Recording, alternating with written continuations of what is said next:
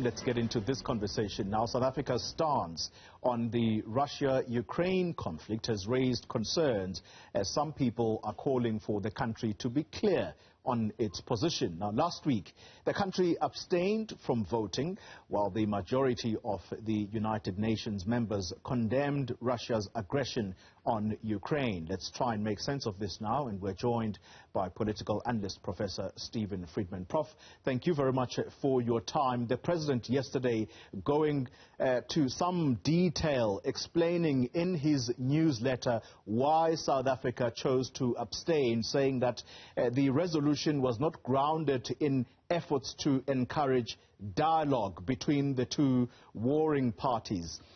Quick question, Prof. Will this position by South Africa stand the test of time? And I ask you this because some are saying the country is going to have to take a position at some point. Well, Corey, I think it will stand the test of time, and I'm a bit confused by that. The country has taken a position. It's taken a very clear position, and that clear position is that it's not going to support either side and that it's in favor of a negotiated end to the conflict. Now, whether you agree with that or not, that I don't think you can be much clearer than that. I happen to think that it's the right decision. I don't think we should take sides in this conflict. But even if you think we should take sides, you can hardly say that this is an unclear decision. There was confusion in government, that's true. And my understanding of the way foreign policy is made in this country is that I think that there was a conflict between what officials in the Department of International Relations wanted and what the President wanted. Yeah. But once that was resolved, you have a very clear position, whether you agree with it or not.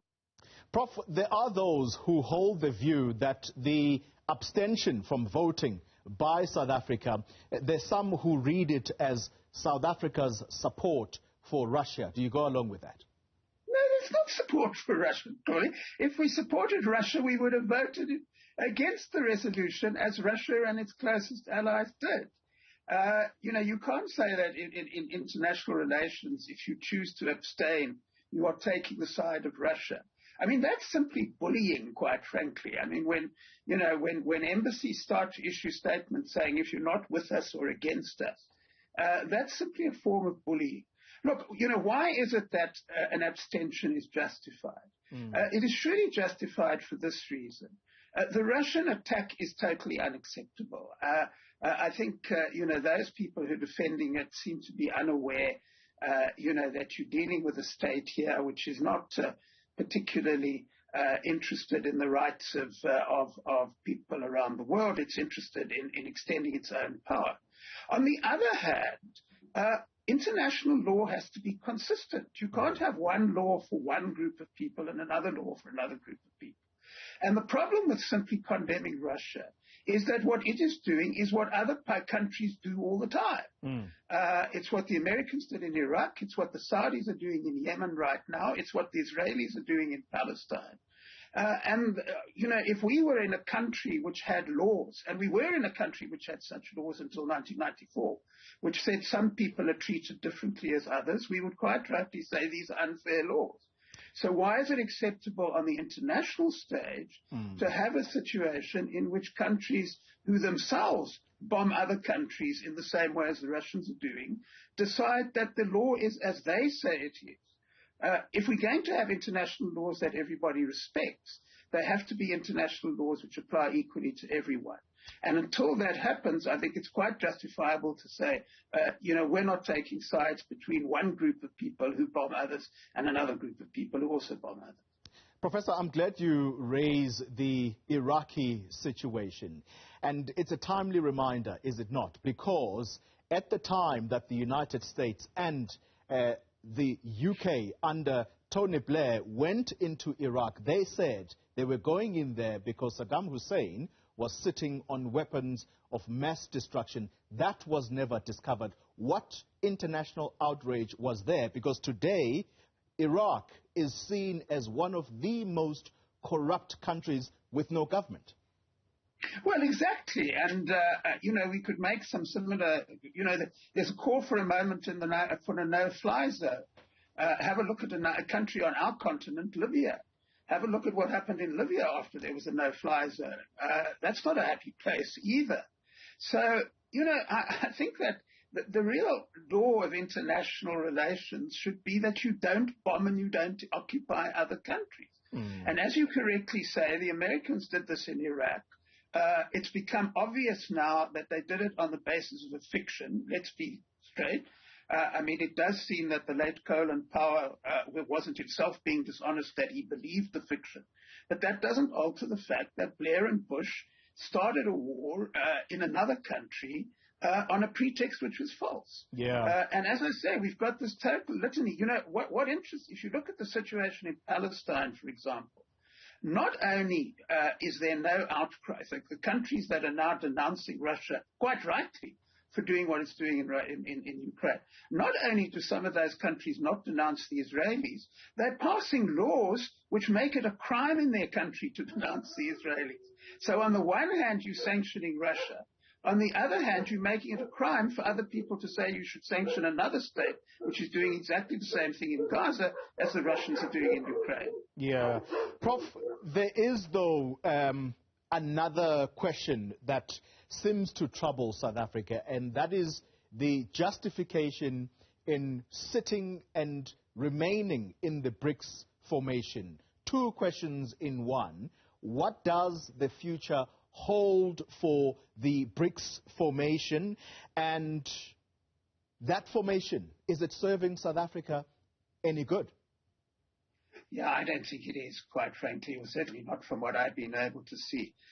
Look, I think that's a perfectly legitimate question. I don't think South Africa voted the way it did because of BRICS. I think South Africa would have voted the way it did if there was no such thing as BRICS. But I think we do have to look at BRICS.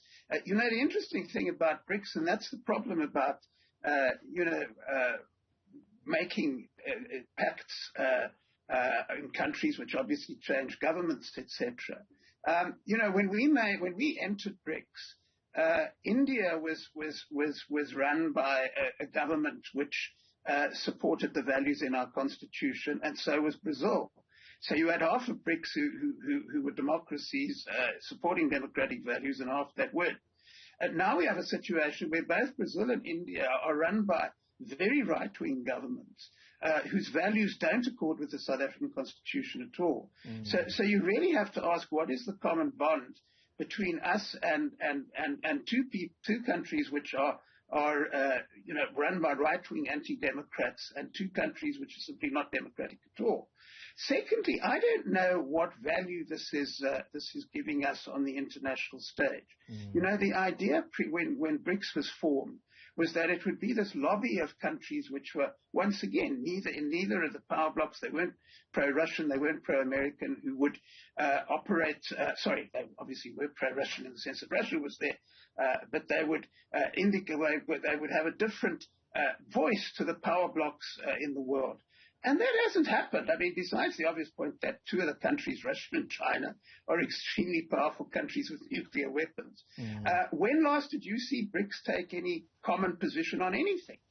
Brazil, who is a member of BRICS, actually voted against Russia at the United Nations. So there's no coherence in BRICS at all.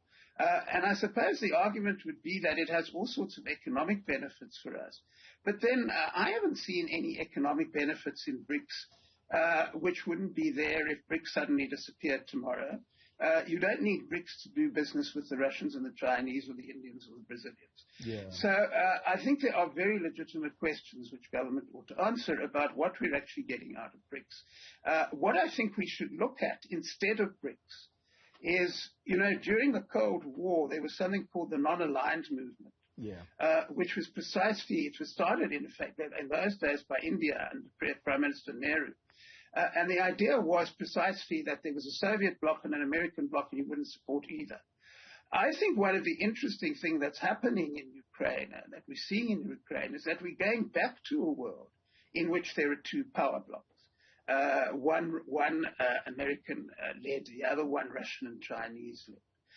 And I think that South Africa's attitude to that ought to be the same as India's attitude was during the Cold War, that we want to support neither side, that we want to work with like-minded people across the planet, And of course, once again, that gets us back to the BRICS question. You can't take that position if two of the countries in your alliance are nuclear armed great powers. So I think that we should get out of BRICS, and I think that we should look at forming a new non-aligned movement with those dozens of countries around the world who share our desire not to take sides. Professor Steven Friedman, thank you very much for your time and indeed your insights. Very interesting comments there, repeating what I read your comments to have been in the Mail and Guardian in the past week, that the world is entering a new Cold War. And so where should South Africa find itself? Well, he's just explained exactly that. Thank you very much, Professor.